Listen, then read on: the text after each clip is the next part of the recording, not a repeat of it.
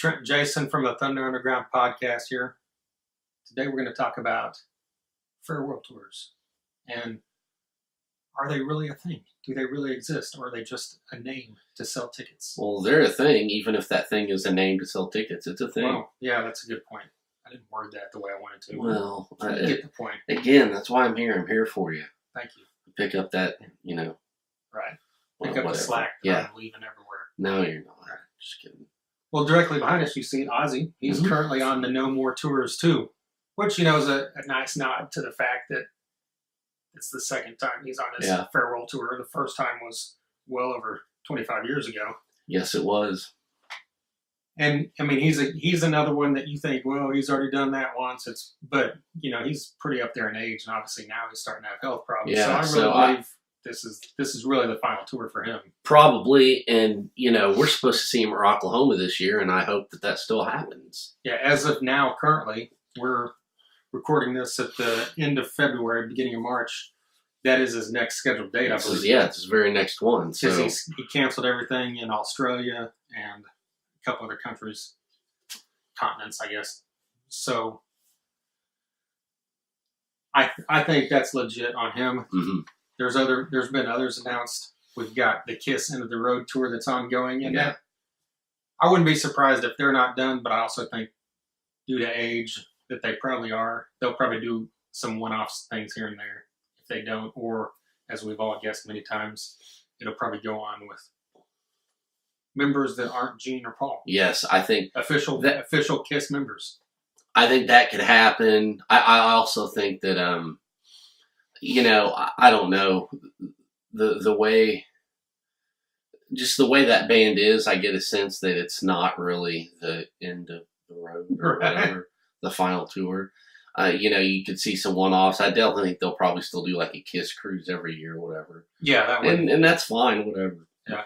So, it could officially be their actual final world tour to this extent, but yeah. In Deep Purple, they're not saying it's over. It's just they're calling it a long goodbye. So, I don't know. I don't know where you cut these things off at. I don't know what you believe, and now you were telling me UFO, and then Peter Frampton, and I don't know. And UFO hasn't technically dubbed it a final tour, but Phil Mogg came out and said this will be his final tour, so everyone just assumes that this will be the end for UFO. Mm-hmm. Probably should be, if that's the case, at this point in their career. Yeah. And, Peter Frampton announced it, and he's one that it's likely because of his age, and he's now got health issues, so he's probably done. And then Slayer is another one that's ongoing, and they've never officially announced how long this thing's going to run, so I kind of think it's going to keep going here another couple of years, personally. Yeah, I get that. They'll make runs through America, which kind of is shitty in a way to not announce that, just saying that, people, are scrambling for tickets to drive 5 hours because they think it's the final time, just to find out in a year from now they could have went 2 hours, which, if you're a big fan, that doesn't really matter, but that might be a little deceiving. Yeah, well, let me ask you this. What do you think of the AC/DC thing with, the rumors that Brian and Cliff are back and they're going over some old Malcolm stuff? I've heard some people think it might be like this might be their final thing, like a tribute to Malcolm and a final cap to it. And I don't know. What do you think? I haven't heard that, but that would make a lot of sense. Yeah. And it should happen that way. Mm-hmm. For anyone that doesn't know, Guns N' Roses is my favorite band. I wished I could have seen them with Axl. And hell, if Brian Johnson didn't come back, I would have been fine with them going on with him. Mm-hmm. But Brian Johnson should be the singer, not Axl Rose. No, yeah, definitely. So the fact that he's back, and especially if Cliff's coming back as well, you've got three of the guys back. Especially if Phil Rudd comes back, you've got a core of 4 of the 5 original guys there. Not original, but 4 of the 5 classic guys. Definitely. And even if Phil Rudd doesn't, you still got the core there. Yeah.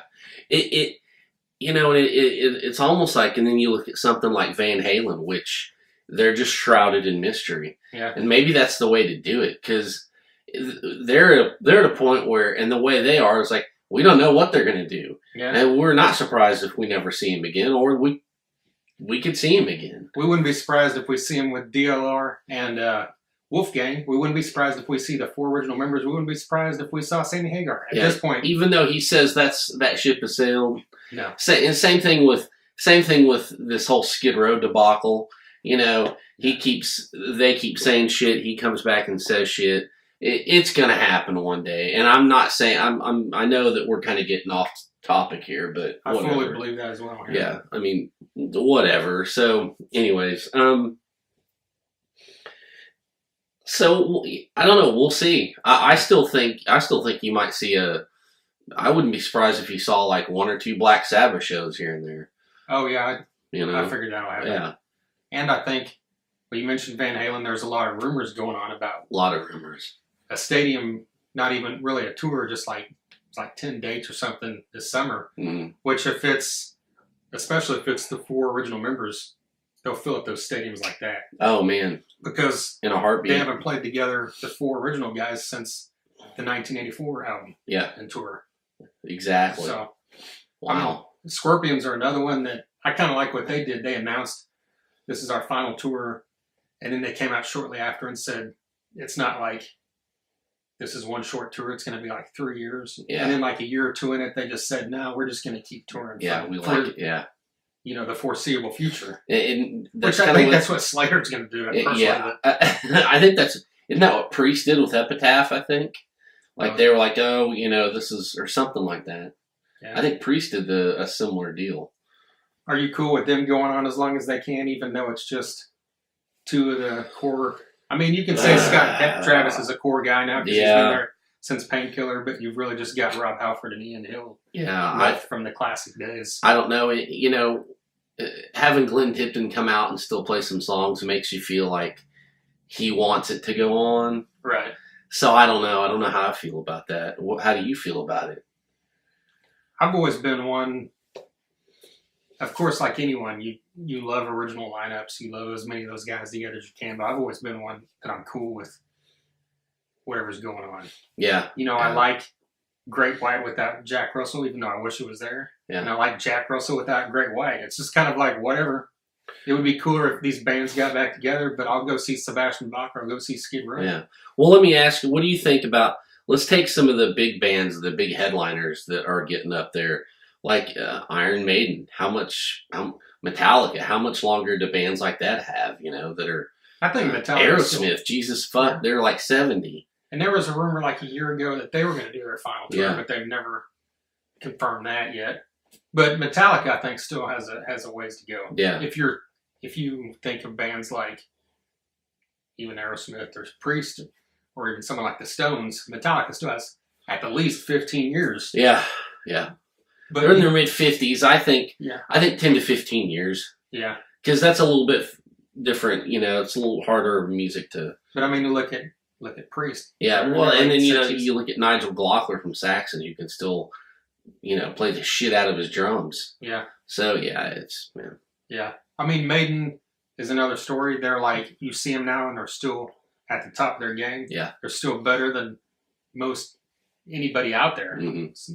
I'll say that. And they're up there in age. So you got to think at some point they've got to stop, but they don't have to stop just because they're declining. They just need to stop because they're tired of it or they're old or they can't really.